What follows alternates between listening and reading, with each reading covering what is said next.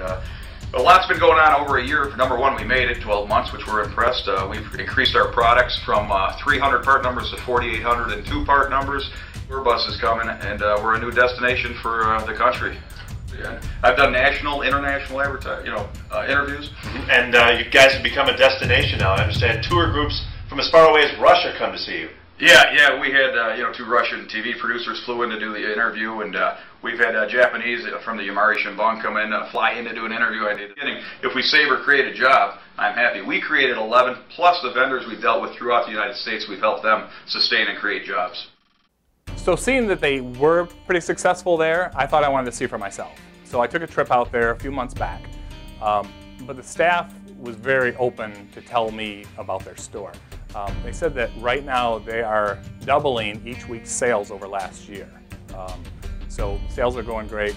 They've already had 2 expansions in the past 6 months, one into food items, specialty foods, and the other into, on the second floor, they started doing a bigger clothing line. They had 50 bus tours currently scheduled to come and visit them in the near future.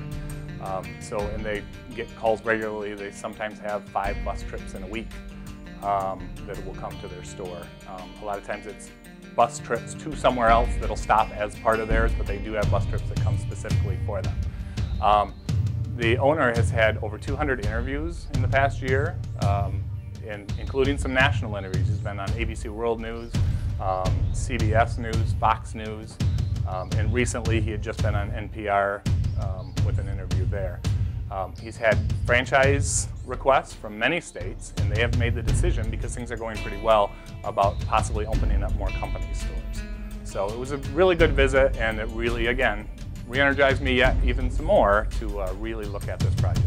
And we have seen some success already in stores. There now is a couple Made in America stores in California. There's 3 of them in New York. One of the stores in upstate New York has actually already opened their 2nd location. So they're seeing the success as well. All those stores are small boutique type stores, but there's definitely a success and a growth in this market.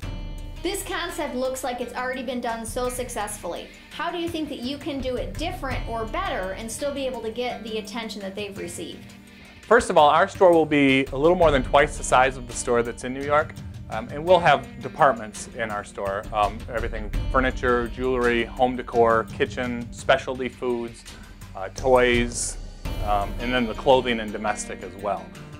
So we're going to have a much broader store. It won't be just a shopping trip when you come there, it'll be more of an activity. We will have interactive displays, we'll have displays honoring the troops, product demos. There'll be a kids area where the kids actually can play with the toys that we sell there. There'll be a cafe so that Dad can sit down and have a coffee while Mom's spending all the money. So there'll be a lot more than just going there to shop. I have 15 years of retail management experience, both big box as well as retail chain stores. Our merchandiser actually has experience with Macy's as a merchandise builder or a display builder. So we have, we will be using vignettes, displaying our stuff with cross-merchandising, and make it using every area of the store as a sales tool. So it's something that we will go above and beyond what these other stores have ever done in both merchandising and sales. The other thing that we're going to do that's a little bit different is we will concentrate on events marketing. We're working with a store that's down near Detroit, and they currently are having 100 events a year in their store. These are events that the community puts on, and they actually give them a venue and host it there in their store. Some things are maybe somebody in the community that's a fundraiser for somebody that's sick that doesn't have insurance. Sometimes there's book signings, art shows, wine and cheese parties, vendor displays or vendor special shows that they have there. What that does, it draws a lot of people all on a regular basis. They have events every single week. And maybe the sales won't be real high during those events, but the cost to us isn't very high. We supply maybe some wine, some refreshments, but then they bring the people in for their event. So it gives the exposure of our store to these people. So when they do come in the store, we can really show off who we are, what we do. I did notice when I did visit the store in New York that they spend hardly any money at all on marketing. And the reason they don't need to spend the money is because the media is doing it all for them. We will have a pretty large marketing budget because the media will tell our story And they're going to tell the story that it's a great place to shop because you're doing the right thing, it's helping your country and your community. But we want to tell the story that not only is it a good place to shop, but we have great selection of merchandise, we have quality products, the prices are not nearly what you're going to think because they're made in America.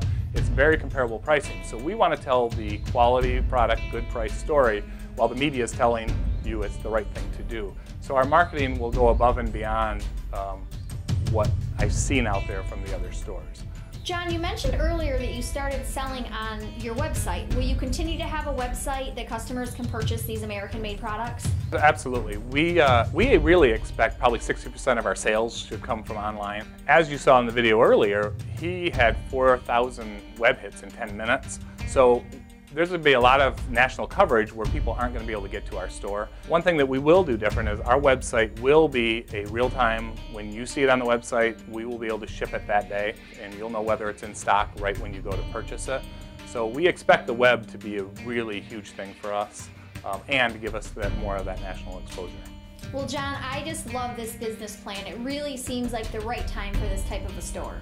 Yeah, I do really believe the time is right. Everything we see in the news, whether it's reports of items that you buy that are imported that maybe are tainted, your kid's chewing on a toy that's got lead in it.